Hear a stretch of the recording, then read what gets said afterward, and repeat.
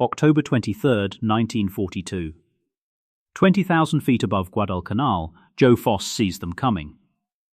26 Japanese Zeros, silver dots transforming into death machines at 300 miles per hour, his fuel gauge reads 12 minutes, his squadron scattered 15 miles away, his radio dead. The math is simple, 26 versus 1 equals a body in the ocean. He doesn't turn around. Instead, he does something completely insane. He pushes the throttle forward, toward them, into the swarm. Here's what you need to understand. In the Pacific Theater, fighter pilots who engage more than 5 enemy aircraft simultaneously have a 73% mortality rate. Foss has 4.50 caliber machine guns with maybe 400 rounds total. That's 15 bullets per enemy plane. The Zeros?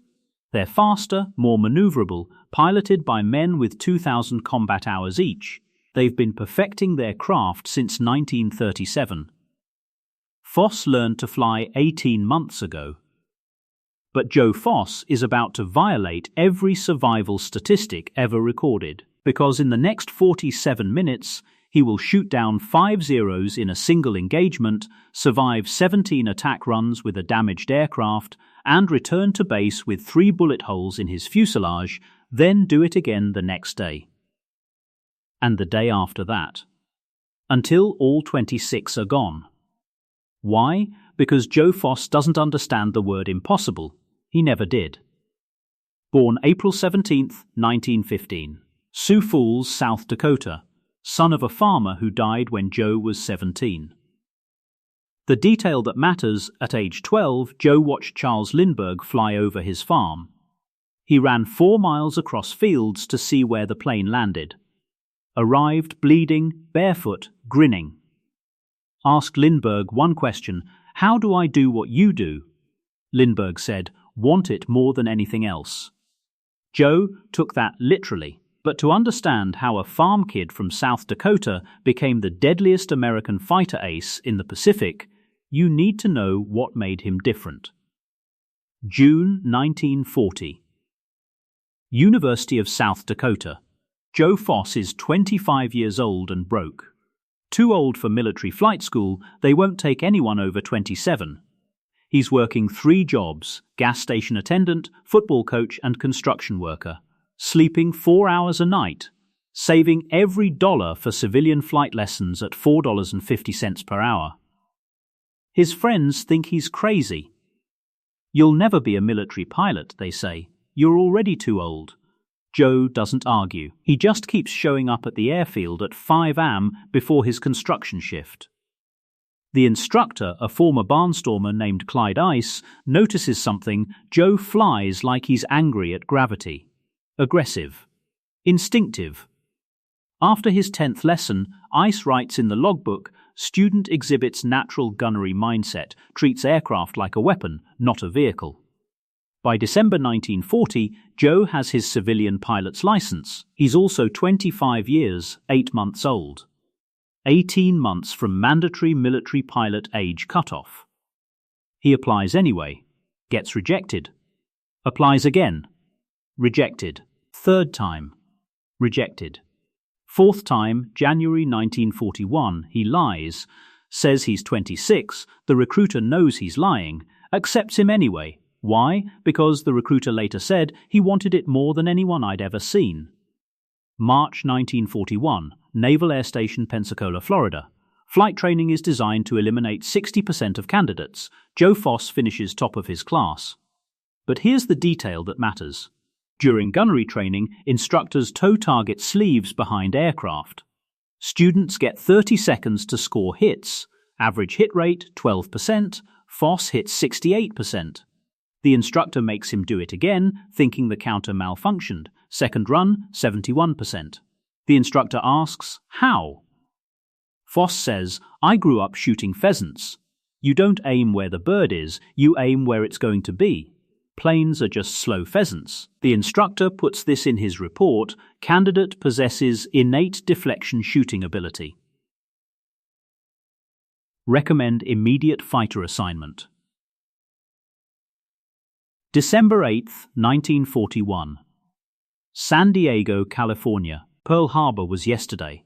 Joe Foss, now a Marine Corps second lieutenant, is training new pilots. He requests combat assignment 14 times in 3 months, denied every time. He's too valuable as an instructor. He stops requesting, starts demanding. Finally, someone caves.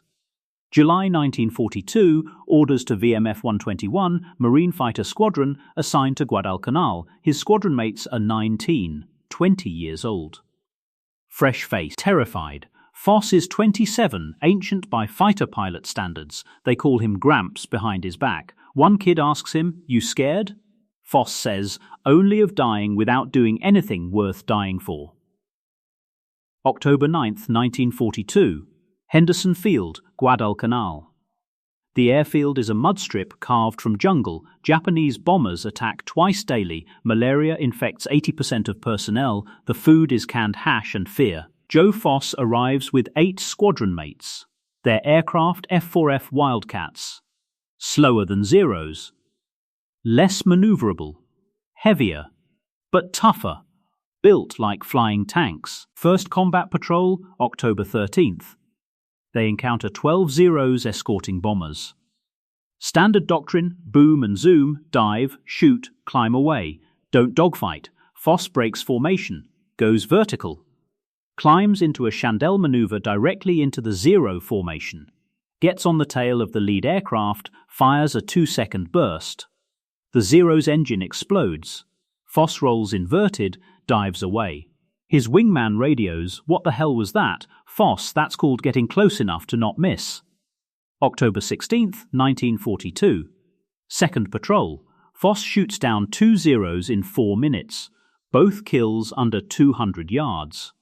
Point-blank range where their superior maneuverability means nothing. He returns to base. Maintenance counts 17 bullet holes in his Wildcat. Foss hadn't noticed. When the crew chief asks how he didn't feel that, Foss says, "I was busy." That week, he shoots down 3 more. Total, 6 confirmed kills in 8 days. The squadron starts calling him something else, not Gramps. The Butcher, because Joe Foss doesn't dogfight, he ambushes, stalks, closes to ranges so intimate that kill shots are mathematical certainties. He treats air combat like pheasant hunting, patience, positioning, one-shot certainty. By October 22nd, he has 13 confirmed kills. Ace status requires 5, he's nearly triple ace.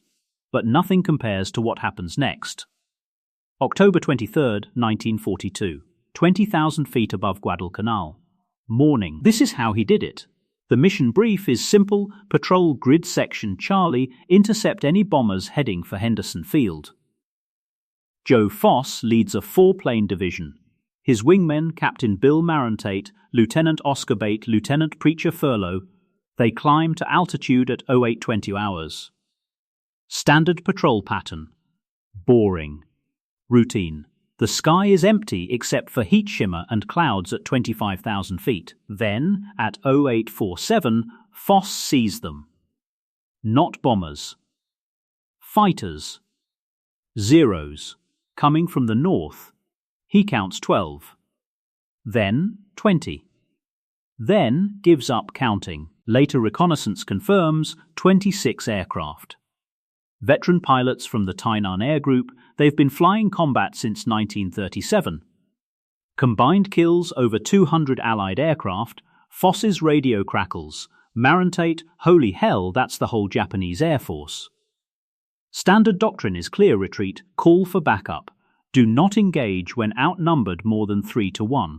Foss calculates differently. The Zeros haven't seen them yet. They're flying spread formation, poor mutual support. They're hunting bombers, not expecting fighters. He has altitude advantage. Fuel for maybe 15 minutes of combat. The sun behind him. He keys his radio. We go in.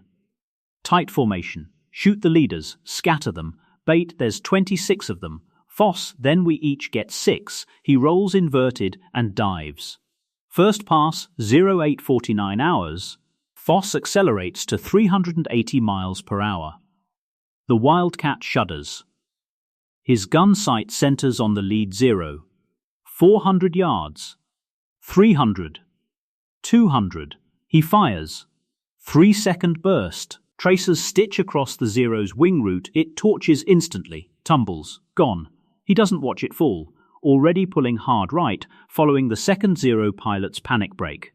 The Japanese pilot is good, rolls left, tries a split S. But Foss anticipated, cuts inside the turn, fires a 1-second snapshot, hits the cockpit. The Zero's canopy shatters red. 2 down, 12 seconds elapsed.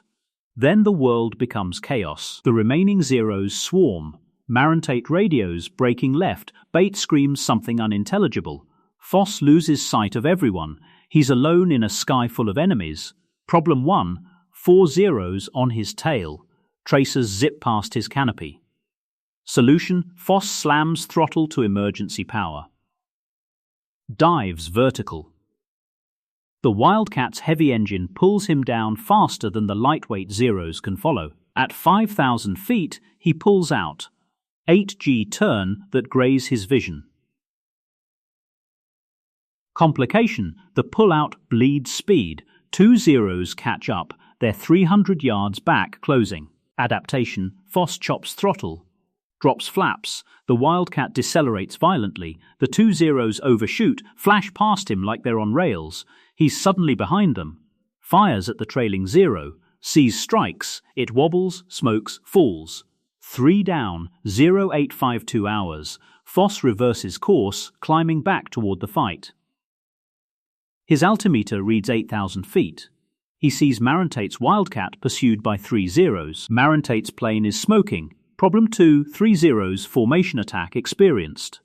Solution, Foss doesn't try fancy maneuvers, just closes to 150 yards, so close he can see the lead pilot's face.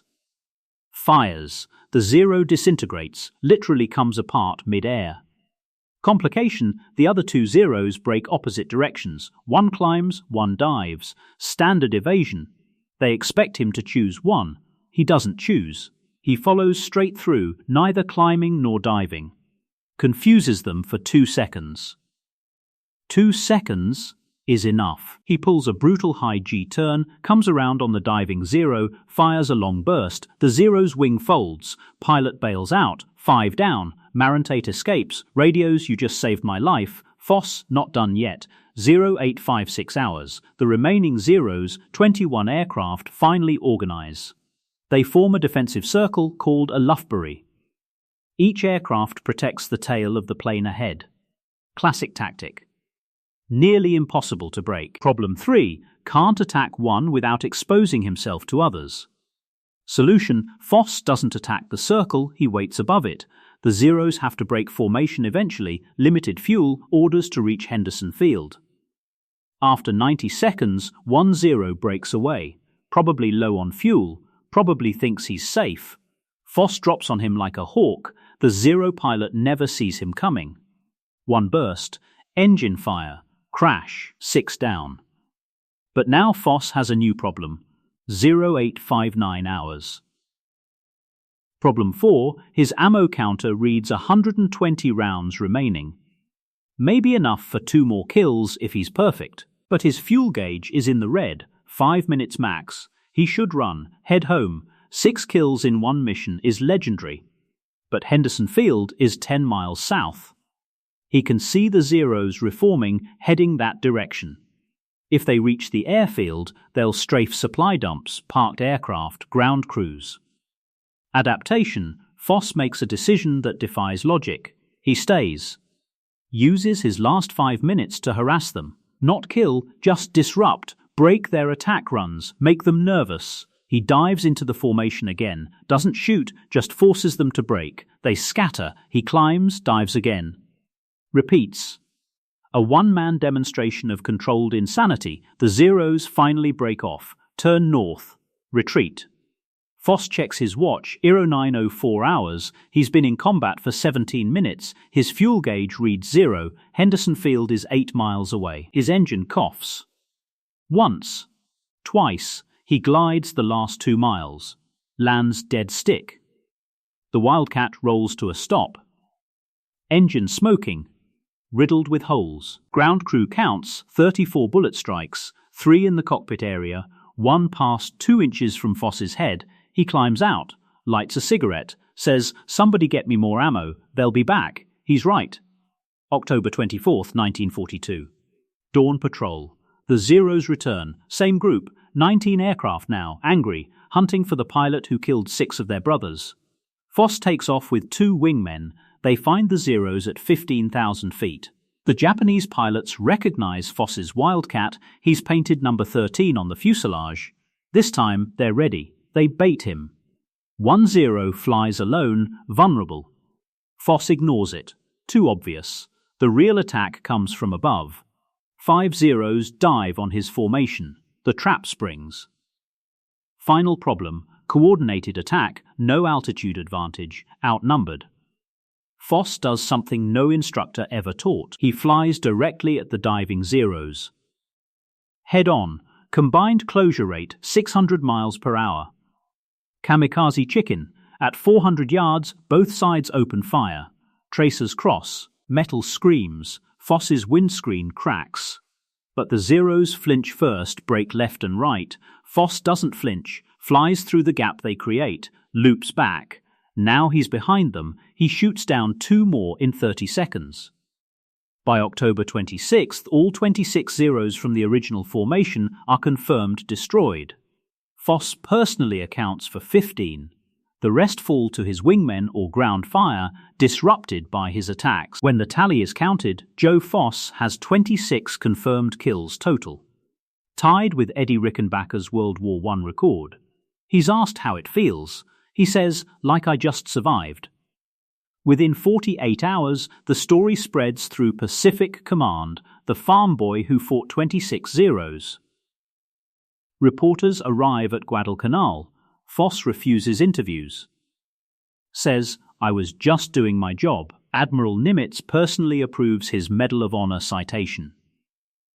The text reads, "For outstanding heroism and courage above and beyond the call of duty," but the detail everyone remembers: during the ceremony, Foss arrives 15 minutes late.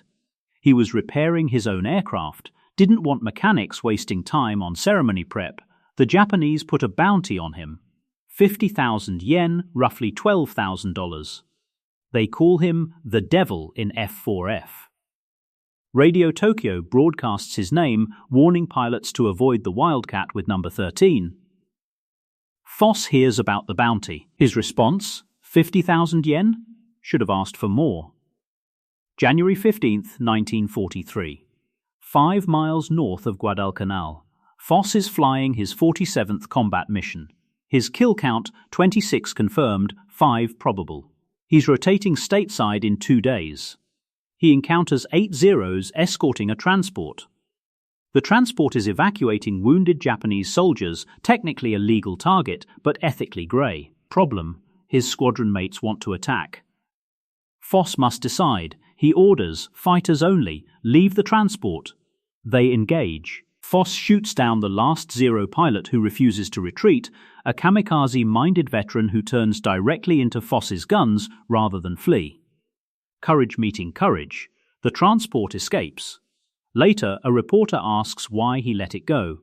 Foss says, "Because killing wounded men isn't war, it's just killing." This proves something. Guadalcanal wasn't bloodlust, it was precision. Duty. Controlled violence with a moral governor. April 1943. Return to United States. Foss becomes a national hero. War bond tours, parades, marriage to his South Dakota sweetheart, June Shackstad. He hates every second of celebrity. Requests return to combat. Denied, too valuable for morale purposes. He spends 1943-1945 training new pilots, teaching them his techniques: get close, stay calm, aim where they're going, not where they are. Post-war, he returns to South Dakota, becomes a politician, state legislature, then governor. Serves 1955-1959. His campaign slogan: "Same guy who shot down Zeros." In 1960, he becomes the first commissioner of the American Football League, helps build it into a rival to the NFL. How? Same philosophy: aggressive strategy, patience, precision execution. But he never stops being a pilot. At age 65, he's still flying his own plane. A mechanic asks, "Don't you ever get scared up there?" Foss says every time, "That's how I know I'm alive." January 1st, 2003.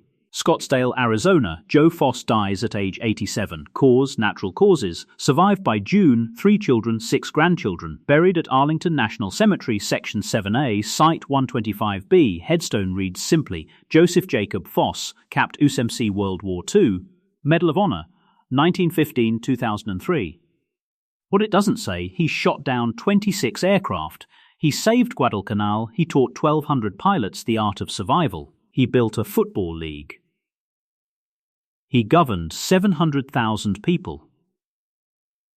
Joe Foss Regional Airport in Sioux Falls bears his name. The Marine Corps names an annual award after him. Japan, the nation that once put a bounty on his head, invites his widow to a reconciliation ceremony in 2005. But most people don't know his name. He's forgotten except by military historians and old Marines. Some stories don't fit on headstones. There are 2 ways to tell this story. The legend, farm boy becomes superhero, shoots down 26 Zeros through supernatural skill. Flies home untouchable. The record, experienced pilot, uses tactical patience, technical knowledge, and calculated aggression to methodically dismantle enemy formations over multiple engagements. Both are true, both are remarkable. But here's what matters. Every engagement, Foss made the same choice: advance when doctrine said retreat, stay when logic said run, engage when mathematics said die. Why? Because he understood something most people don't. Courage isn't the absence of fear. It's the decision that something else matters more. For Foss, that something was simple: the men at Henderson Field, his squadron. The kid from Iowa who just arrived yesterday. They needed time. He bought it with violence. The story isn't about shooting down planes, it's about what you're willing to sacrifice to protect something smaller than yourself. In 1987, a reporter asked Foss, "Were you a hero?" He said, "No. Heroes are the guys who didn't come home. I'm just the lucky bastard who got to keep flying." But here's the truth Charles Lindbergh taught him at age 12. Want it more than anything else. Joe Foss wanted one thing: to matter. To do something worth the life he'd been given. He did. And that's the only scorecard that counts.